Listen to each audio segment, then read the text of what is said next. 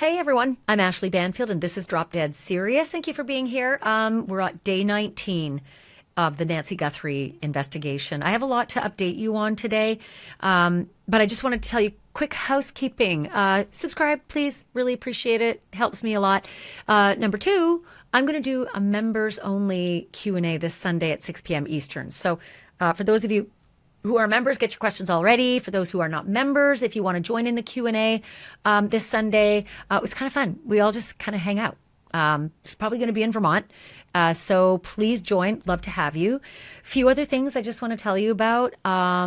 Today, while not a busy day, it was a significant day in a couple of ways. And I'm doing a quick look back at something that now stands out after 19 days. And I'll tell you about that in a second. But Brian Enton went down to Mexico because yesterday, suddenly, the federal authorities in the U.S. are telling us they're focusing back south of the border, right? We had asked those questions.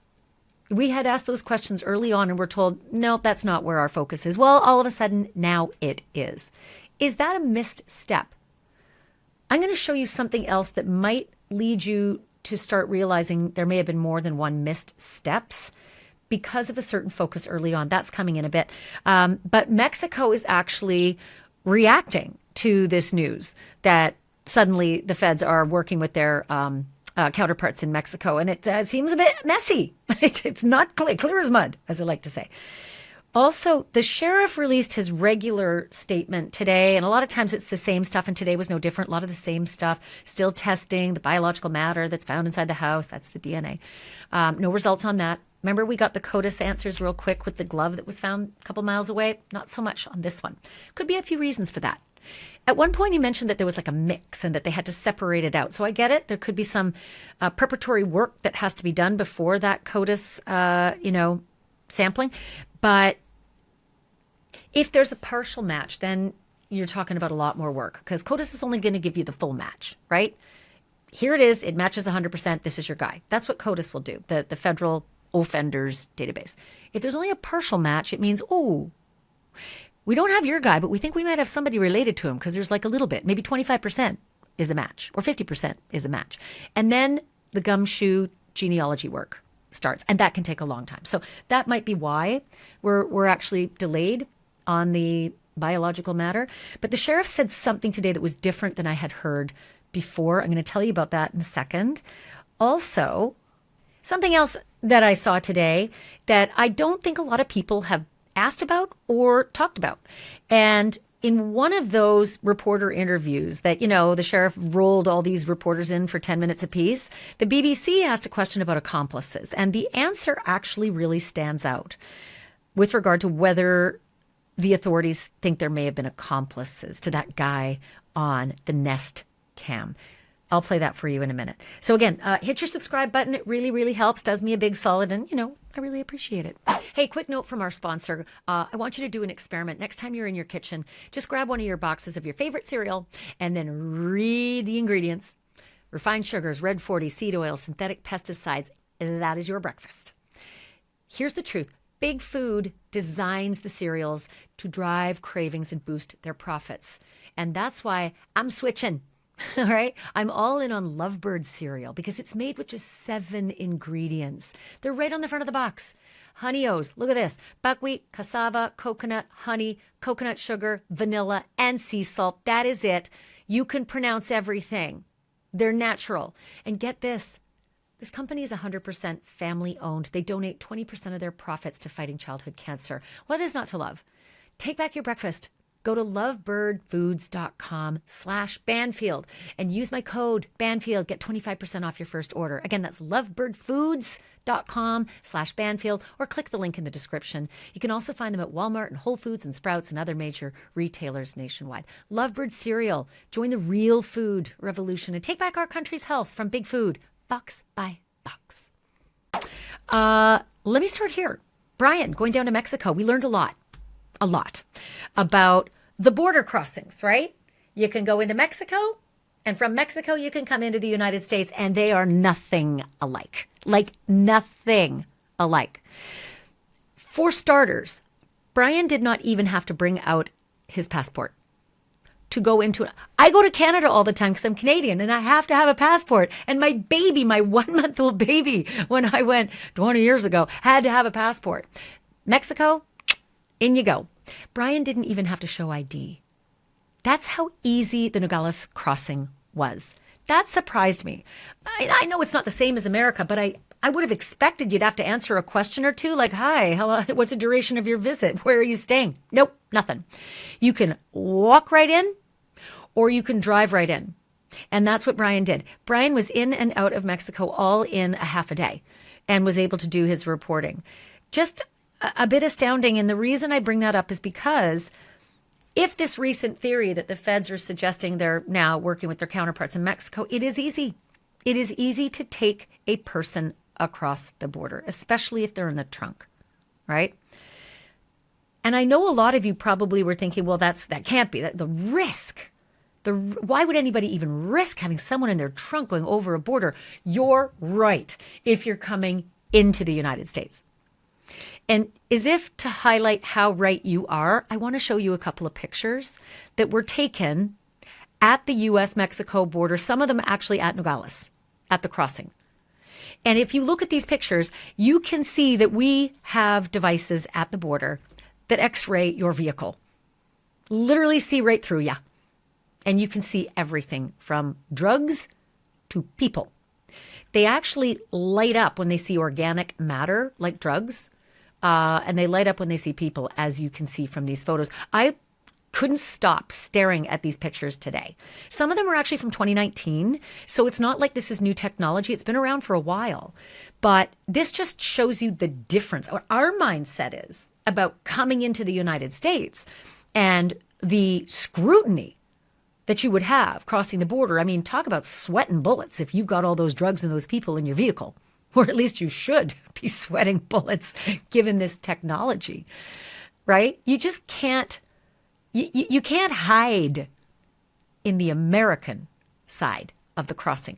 But on the Mexican side, as Brian will attest, you walk right in and you don't even get questioned and you don't even show an ID, let alone a passport. Like, I just can't imagine that. Anyway, it does give rise to how easy it is. And it's not like people haven't been kidnapped before, taken south of the border, and then ransom was requested. And they've caught people. They've caught people in the past doing this.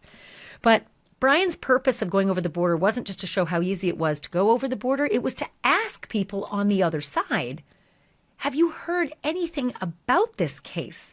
Like, is it the talk of the town like it is in America? Have you heard any scuttlebutt about anything regarding Nancy Guthrie and her disappearance? This is fascinating. Listen to Brian and his cameraman as they question people in south of the Nogales crossing. ¿Escuchado usted el caso de la señora Nancy Guthrie que la secuestraron o está perdida en Tucson? This is the picture here. He said that he's not aware of the case of Nancy's. No. Has she ever heard of it? No. Never heard of it? No. No se han visto casos. Nunca he escuchado nada. No, nada. Las cámaras están Grabando todo. grabando todo. He's saying that the cameras are recording everything 24/7, Okay. whenever you come in or whenever you go out. It doesn't matter that they don't ask for information about you, but there's video. They'll see it. Yeah. Okay. I will say this. Brian Enton was very, very specific about his reporting today to say, hey, while all that sounds crazy, me not showing an ID and just walking right through, there are a lot of cameras. So Mexico does put a lot of cameras at its border crossing, the Mexican authorities, for those coming into Mexico. And forgive me, please, because it's been 19 days and hundreds of pages of notes, but I was trying to find in my notes today where about a week ago I heard reporting that the authorities had checked the cameras at the Nogales crossing. And I think it might have been sometime around the reporting of the Rio Rico raid, which was February the 13th, Friday night. So put in the comments, comment to me if you know where that report came from, where you might have heard it as well. But I do know I heard that in reporting that the authorities had checked cameras. But it's just super interesting to hear what the response is from the Mexican authorities to these reports that came out saying that the feds in the U.S. are in communication with their counterparts in Mexico. So early today, the Attorney General of the Sonoran State in Mexico, that's right across the border, said, no, sorry, that's not what's been happening. Those are my words. But I can tell you that they issued a statement early today, and that statement said that it hadn't received any formal requests from the federal Mexican agencies nor U.S. authorities.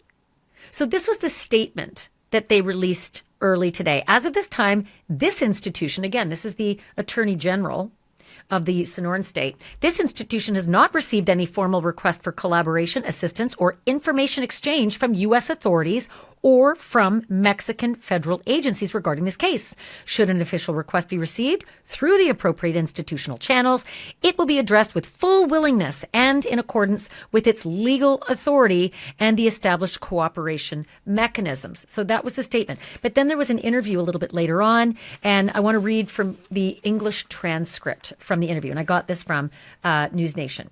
Okay.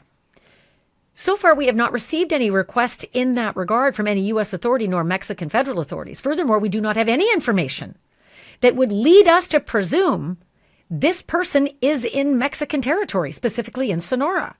Yesterday, specifically, we established communication in order to determine whether there was any investigative lead that would lead us to believe or consider that this woman who is being sought in the United States could be in Sonora, more specifically. And again, this is the interview with the Attorney General. In the transcript, they say, more specifically, the FBI informed us that at this time, they do not have any investigative leads that would suggest this person could be in Mexico. Okay. I don't know what to make of all that. Basically, it's like, your guys are telling us that they have nothing to suggest that this lady is here. Okay, so just to summarize, no request. They say there's been no request for coordination or cooperation that they know of in the state, the Sonora state. But maybe there has been communication between the federal agencies, right? If so, the Mexican feds haven't shared it with the Sonoran authorities, and the United States feds haven't shared it with the Sonoran authorities. Maybe they've done that now, and I think they have, because what I'm about to tell you suggests that maybe they tried to clear this up later in the day. But the Attorney General did establish some communication of the Sonora state with the FBI following rumors and all this media talk that maybe Nancy's in Mexico. But big part of that summary, no indication that this woman could be in Sonora. So later on in the day, News Nation got this response from one of the Mexican consulates in Arizona, specifically Phoenix. Quote, at this time, we do not have official information that would allow us to issue a statement on the matter. We are in communication with Mexican authorities to gather further details. However, so far, we do not have anything to share. Again, that's the Consulate General of Mexico located in Phoenix. Clear as mud. So maybe tomorrow we'll get some, some clarity, something to help us figure that out. I do want to mention, though, that Brian was really smart when he went down to ask about, the Nancy Guthrie story and whether anyone had heard about her or had heard any leads. He also did something smart. He went into one of the local pharmacies there to illustrate for us how easy it would be if, say, an alleged kidnapper wanted to get heart medication for Nancy. Because remember, this was a big part of the story early on. She needs life-saving medication, and without it in 24 hours could be in a dire predicament medically. So Brian asked about getting all of these kinds of prescription medications and how easy it would have been to be able to get them in Mexico. Have a look. We've seen a ton of pharmacies since we came in. There's a big one here. Yeah. So you can get pretty much anything? I mean, they still have controlled medicine or drugs, but like antibiotics or some other stuff that you can get without prescription in the States, you can get it here. Hay algunos que los puedes conseguir sin receta aquí en México que no se necesita por ley. You can find some medicines here without prescription that you require prescription there. Talking specifically about the heart medicine, it all depends what substance is. It may be controlled here, it may not. So maybe you get good chances of getting whatever medicine you need here. easier than With no prescription. with no prescription. Has he heard of the case? No, he has not heard of it. He hadn't recognized the No. photo. So that is interesting. Whether that indicates any further that she's there, no. It's just an additional piece to a puzzle. If somebody, say, didn't take the medication with them and then realized, oh, geez, what am I going to do now? Maybe I better cross an international border. It's possible that at least life-saving medication could have been obtained very easily without even supplying an ID in those drugstores. Pima County Sheriff put out another statement today. Well, thank you. Appreciate that. A lot of it is very similar, but there were a couple of nuggets that were new and interesting. One of them in particular, very new. Let me start here, though. Currently, several hundred personnel are assigned to this case from various law enforcement agencies and are actively reviewing thousands of tips. That's the first time we've had an indication of how many people, how many law enforcement investigators are working on Nancy Guthrie's case. Several hundred. I have reporting in a second that will give you an even narrowed down number from Fox News. That's coming in just a second. But something else that the sheriff said after saying good afternoon, media partners, was that the FBI has received more than 20,000 tips to date. Continue to urge people to call 1-800-CALL-FBI. I also heard another snippet from the sheriff in his multi-day interview, or is it multi-interview day, where he said, when those tips stop coming in, this case goes cold, and he's encouraging those tips to still come in. Yeah, 20,000, and they got to look through them for sure, but they want them to still come in. So if you know anything, if you have even an iota, the smallest piece of information can snowball into a solution, right? And an arrest and a conviction. 1-800-CALL-FBI. That's the number to call, 1-800-CALL-FBI. Here's the thing that was new to me in the sheriff's statement. Now, I think we kind of all had jumped to this conclusion perhaps a little bit on our own, but this is sort of a confirmation about the clothing that the suspect in the doorbell cam was wearing. Sheriff says the only item that has been positively identified is the Ozark backpack. Investigators are working to determine where the other items may have been purchased. And I'm super interested in that because Fox reported today that police do not know where the gun and holster came from. They only know where the backpack came from. And that's enlightening because there's been so many reports about that holster being a $10 holster that you could buy at Walmart. Now, maybe it's the fact that it's not exclusively available at Walmart, but that backpack is. Maybe that's the issue. So positively identifying the Ozark backpack as being from Walmart only, they have narrowed that down, but haven't narrowed down where anything else comes from, including that balaclava, fucking balaclava. That's the thing that I keep zeroing in on. Yes, it's very generic, the 3-hole balaclava, but no, not a lot of people buy them, especially in Arizona, right? Buy them in Arizona or have them delivered to Arizona. So I keep thinking, like, even if you have 200 of them, for me, that'd be a lot in Arizona. Nobody buys those unless they're criminals. Not many people ski in those. I'm an avid skier. I've skied all over the world. And I ski almost every weekend. And when it's super duper cold, which it doesn't typically get in Arizona, and yes, I know they're skiing there, most skiers will wear a face mask that has eyes all the way across, not 3-hole. It doesn't usually work like that. Yes, some will, but it's rare. That's why I think that item is so rare and so trackable. Unless he stole it, because that's entirely possible, right? If you're a criminal and you don't want to be seen buying anything, you steal it. But if you're going to buy something that day, you still seen on camera. So again, I keep thinking about the cluster purchases. And again, cluster purchases, if you haven't seen it from my other episodes, is when some criminal goes into the store and buys everything they need to either commit the crime or clean up the crime. Okay? I should mention, by the way, the balaclava. In Tucson, it's only available online at Walmart. Whether you can buy that same balaclava in another store, I don't know. It's possible. It's likely. But as far as Walmart's concerned, it's only available in Tucson online. From our investigation, that you can't buy that walking into the store. But again, those cluster purchases, it has done in so many people. You know, the folks who go and buy the bleach and the tarp and the hacksaws. Yeah. People like Brian Walsh, who clean up the murder of their wife after they cut up their victims and then throw them out in garbage cans? Yeah. Brian Walsh was the moron who had a full shopping cart full of everything he needed to do that. So it is possible that there's a cluster purchase where the backpack was purchased, maybe the balaclava, maybe the gun holster, maybe that jacket. Don't know. Possible. But I reported yesterday that one of the reporters that's covering this case said that they have now established an entire team of people just in the FBI, just to track clothing and what you see on that ring cam. That's great. I mean, you have an entire team trying to track down all the leads that you can see on that doorbell cam. Here's one other thing. I say this every time. Say it with me now. There are currently no press briefings scheduled, blah, blah, blah. But then there's one more line at the bottom of that, and it says this. The sheriff will not be holding media availability tomorrow or through the weekend. So I guess, I don't know that there will ever be a press conference on this. Not sure. Just cherry-picked reporters.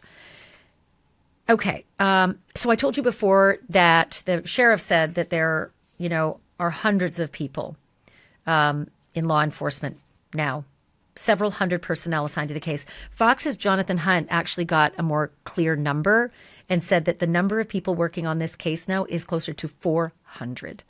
400 is a lot. 400 people. Think about the company you work for. 400 people working on the Nancy Guthrie case. Is it really possible that some guy who's a bit of a dope, rolls up on a ring camera and kind of notices it and then tries to deal with it, first with his hand and then with some vines. A dope like that? Can he really stump 400 of America's finest? I don't think so. That's my feeling. I don't think so.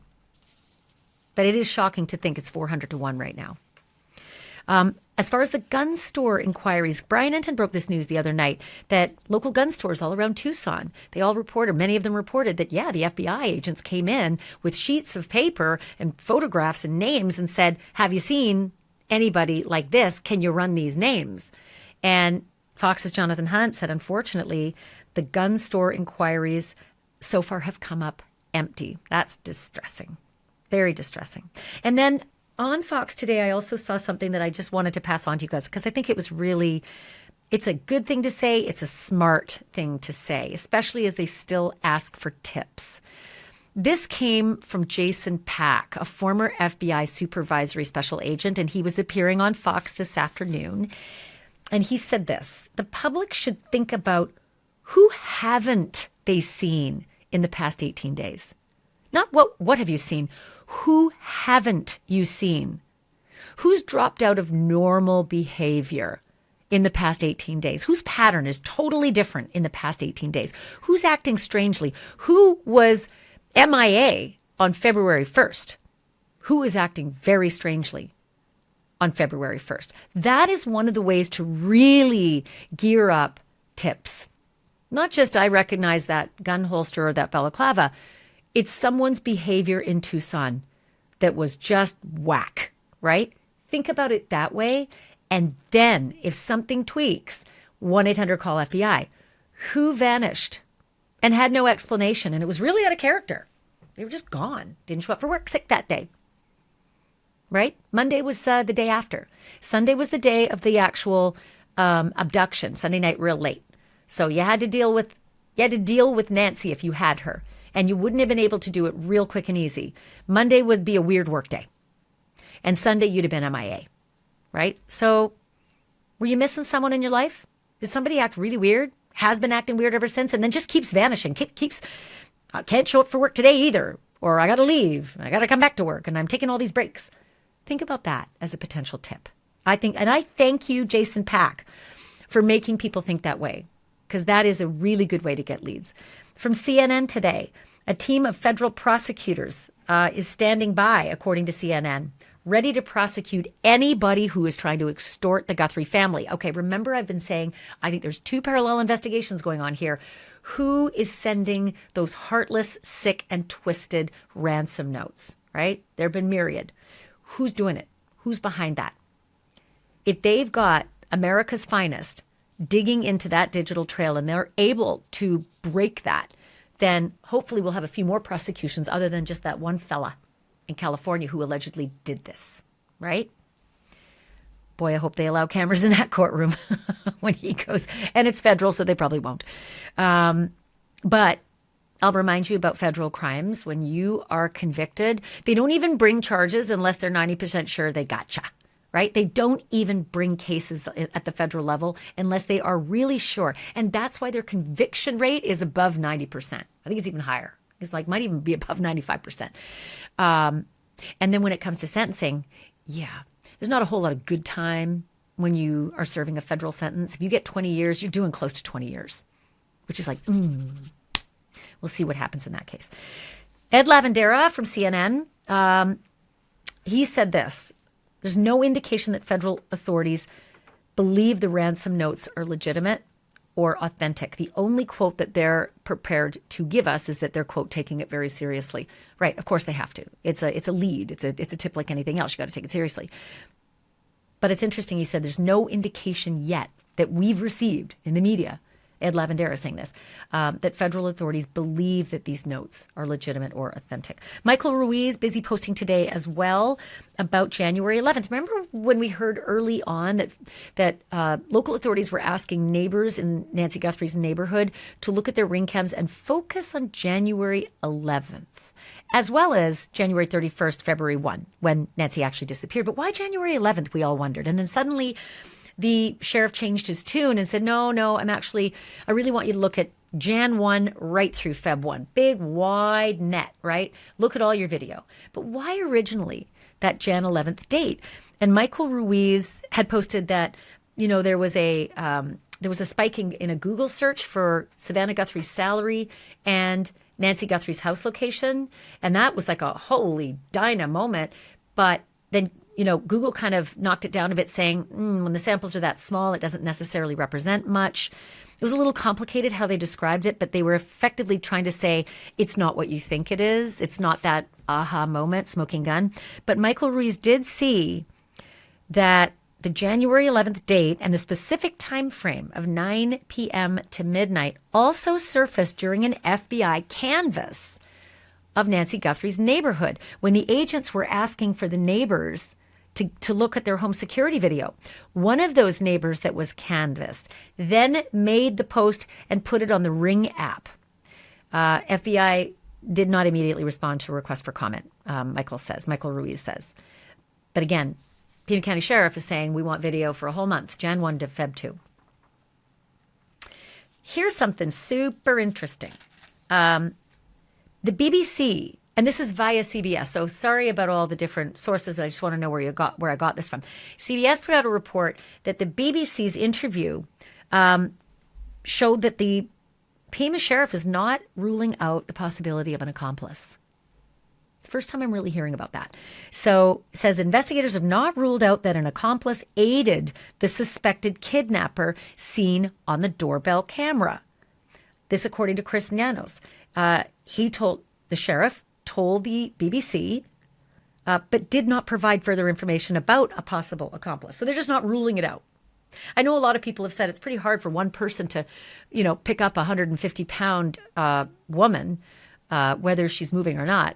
Not impossible, but a lot of people have speculated this is the kind of thing that you would need help.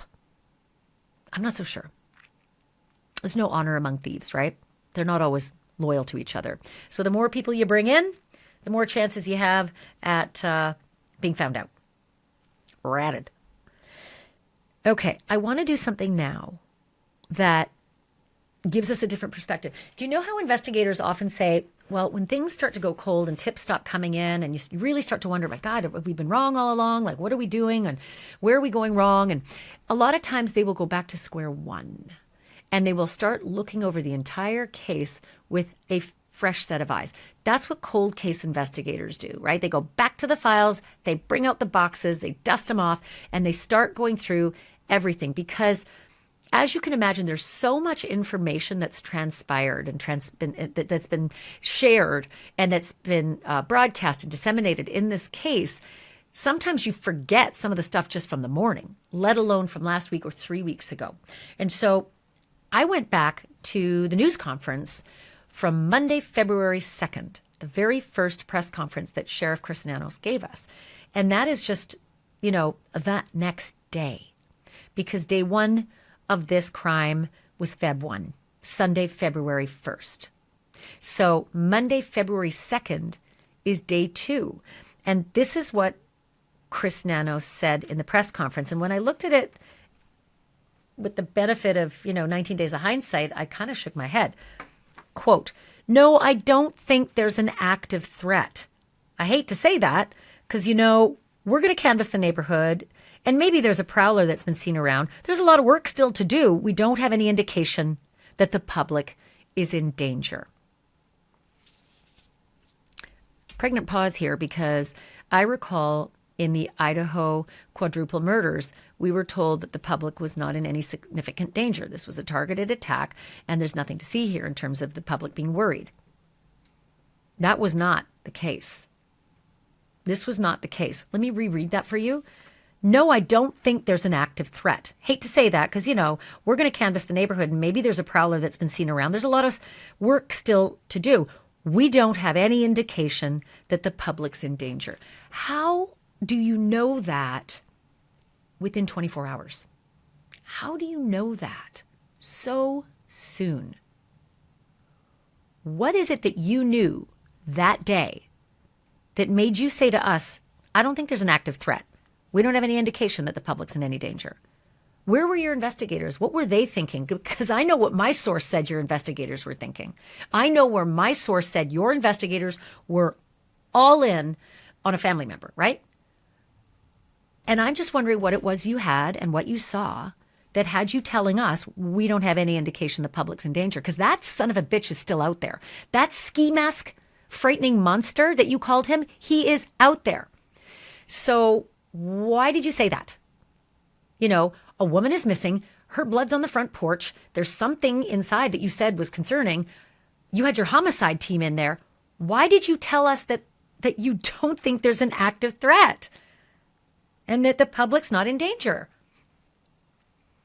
I'm super confounded by that. And then I got confounded by this. Here's a little bit more from that press conference. This is the sheriff. "We put all our air assets into this, our drone systems, our aircraft, our helicopters, our heat sensors, infrared, everything we've thrown at this. They're going to step aside. We'll call them out again if we need to do some searching, but right now, we don't see this as a search mission as much as we see it as a crime scene." Again, this is Monday. This is February 2nd. "We put all our assets into this. They're going to step aside. We'll call them out again if we need to do searching, but right now, we don't see this as a search mission as much as we see it as a crime scene." Why? Why on Monday, 24 hours after this crime is reported? Why? What was it you knew? Where were your heads as homicide investigators, sheriff's deputies? Monday, why are you telling us all of our assets? They're gonna step aside.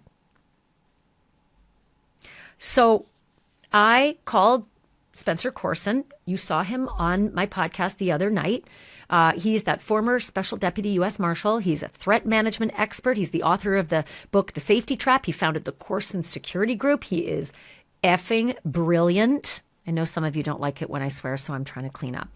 And I want to tell you some of the things that Spencer told me, okay? Because I think he makes a lot of really interesting points. He actually numbered them for me because I said, these statements, look at these statements, Spencer, and tell me your thoughts. These statements of the sheriff are made one day after she's reported missing.